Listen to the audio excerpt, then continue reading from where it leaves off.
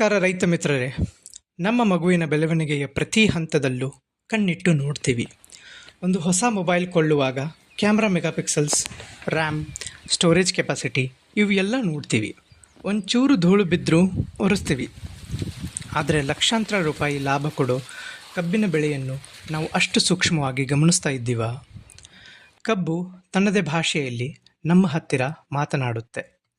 ಗರಿಗಳ ಅಗಲ, ಹಸಿರು ಬಣ್ಣ, ಕಾಂಡದ ಉದ್ದ ಮತ್ತು ಸಾಲುಗಳ ಮಧ್ಯದ ಅಂತರವೇ ಕಬ್ಬು ನಮಗೆ ಕೊಡುವ ಸಿಗ್ನಲ್ಸ್. ಗರಿ ಹಳದಿಯಾದರೆ ಪೋಷಕಾಂಶಗಳ ಕೊರತೆ, ಗರಿ ಮುದುಡಿಕೊಂಡರೆ ನೀರಿನ ಅಭಾವ ಅಂತ ಅರ್ಥ. ಇವುಗಳನ್ನು ಸರಿಯಾಗಿ ಗಮನಿಸಿ ಸರಿಯಾದ ಗೊಬ್ಬರದ ಮ್ಯಾನೇಜ್ಮೆಂಟ್ ಮಾಡಿದರೆ ಕಬ್ಬಿನ ದಪ್ಪ ಹೆಚ್ಚುವುದಲ್ಲದೆ ಫ್ಯಾಕ್ಟರಿಯಲ್ಲಿ ಹೆಚ್ಚಿನ ಸಕ್ಕರೆ ಅಂಶ ಸಿಗುವುದು ಗ್ಯಾರಂಟಿ.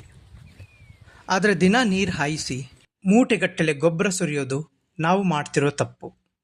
ದಿನ ನೀರು ಕೊಟ್ಟರೆ ಬೇರುಗಳು ಸೋಮಾರಿಯಾಗಿ ಮಣ್ಣಿನ ಆಳಕ್ಕೆ ಇಳಿಯುವುದೇ ಇಲ್ಲ. ಗೊಬ್ಬರ ಹೆಚ್ಚಾದರೂ ಬೇರು ಬೆಳೆಯಲ್ಲ. ನೀರನ್ನು ನಿಯಂತ್ರಿಸಿ ಕಬ್ಬಿಗೆ ಸ್ವಲ್ಪ ಸ್ಟ್ರೆಸ್ ಕೊಟ್ಟರೆ ಬೇರುಗಳು ನೀರನ್ನು ಹುಡುಕುತ್ತಾ ಮಣ್ಣಿನ ಆಳಕ್ಕೆ ಇಳಿದು ಬಲಗೊಳ್ಳುತ್ತವೆ. ಹೀಗೆ ಬೇರು ಬಲಗೊಂಡಾಗ ಸಾಲಿನಲ್ಲಿ ಮಣ್ಣು ಏರಿಸಿದರೆ ಕಬ್ಬು ಬಿದ್ದು ಹೋಗದೆ ಗಟ್ಟಿಯಾಗಿ ನಿಲ್ಲುತ್ತೆ.